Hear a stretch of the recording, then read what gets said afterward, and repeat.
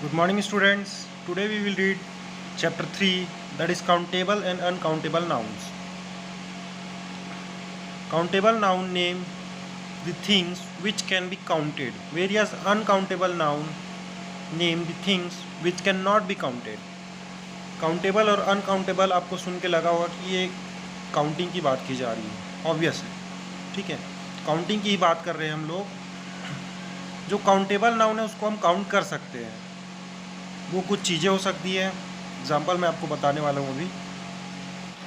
Uncountable को हम लोग काउंट नहीं कर सकते, बहुत ही सिंपल है कॉन्सेप्ट इसका। Countable noun have singular and plural forms. Countable noun होते हैं उनमें दो फॉर्म होते हैं, एक सिंगुलर हो गया और एक प्लूरल फॉर्म, ठीक। दूसरा क्या है, uncountable nouns have only singular form. लेकिन अनकाउंटेबल नाउन में खाली हमें क्या देखने को मिलेगा, सिंगुलर फॉर्म।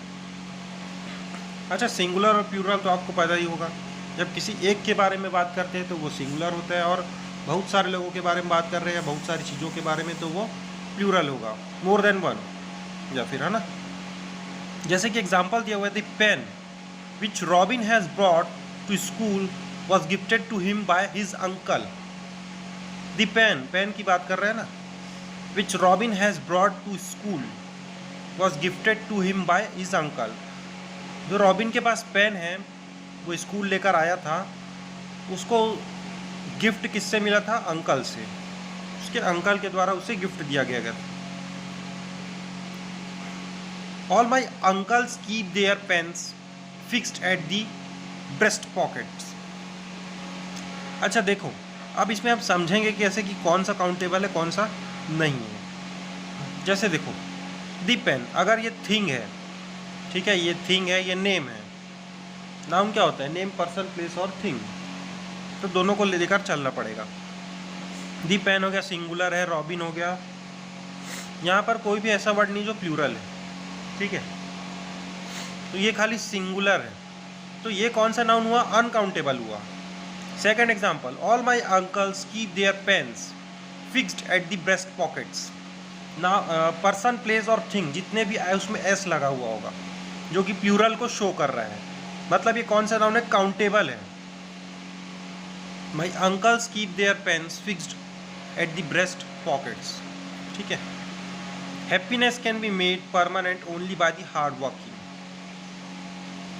अब हैप्पीनेस को हम लोग गिन सकते हैं क्या, नहीं गिन सकते। पेन को काउंट कर सकते हैं भाई, ठीक है, पेन हो गया, रबड़ हो गया, पेंसिल हो गया, इनको काउंट कर सकते हैं, लेकिन हैप्पीनेस को काउंट कर सकते हैं क्या, कितना है, नहीं। तो ये क्या होगा, अनकाउंटेबल नाउन होगा।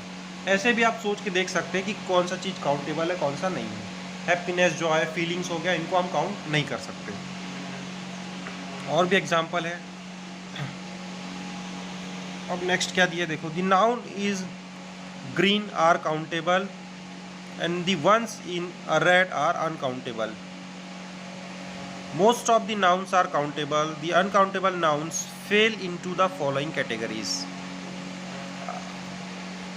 कुछ कुछ कैटेगरीज में अनकाउंटेबल नाउन फेल हो जाते हैं, मतलब हम उसे पहचान नहीं पाते हैं, ठीक है। और काउंटेबल नाउन तो हमें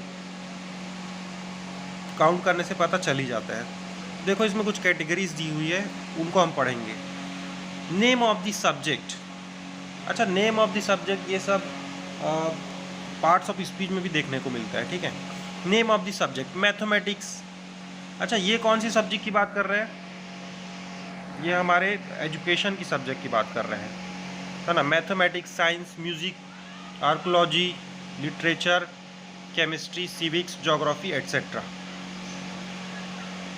तो ये सब क्या है, सब्जेक्ट है।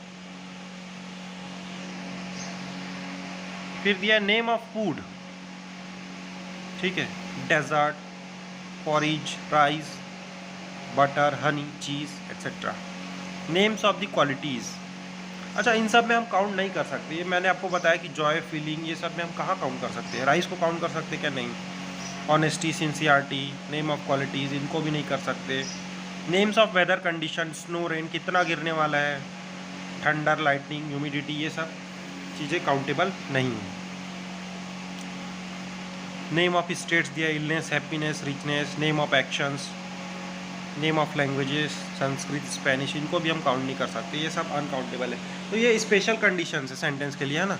अगर आपको पहचानना है अनकाउंटेबल और काउंटेबल, तो उसके लिए स्पेशल कंडीशंस हैं, जिन ये सब क्या होंगे, अनकाउंटेबल है, ठीक है।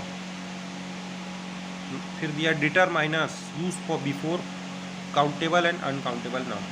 सबसे आसानी कब होगी, जब आप डिटरमाइनर्स को पहचान जाएंगे, ठीक है, काउंटेबल और अनकाउंटेबल के बीच। There are some determiners which can be used before countable or uncountable nouns. For example, one, two,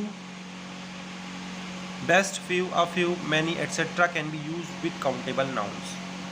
देखो many ये सब, one, two, a few ये सब किसके साथ यूज़ किया जाता है, काउंटेबल नाउन के साथ। Only on the other hand much, little, a little bit, etcetera can be used with uncountable noun. Uncountable noun के साथ अदर हैंड, मच, लिटिल ऐसे सेंटेंस देखने को मिलेंगे जिसमें ये वर्ड यूज़ हो रहा है, तो वो अनकाउंटेबल नाउन होगा, otherwise countable.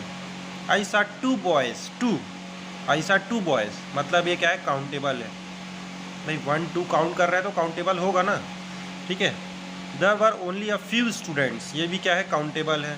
Give me a little milk to drink, तो ये क्या है, अनकाउंटेबल है, मिल्क को काउंट नहीं कर सकते आप।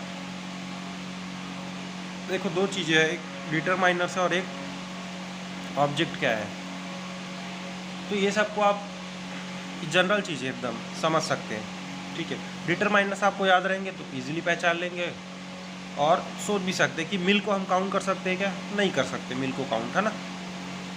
हेयर को काउंट कर सकते हैं क्या, नहीं कर सकते। राइस को नहीं कर सकते।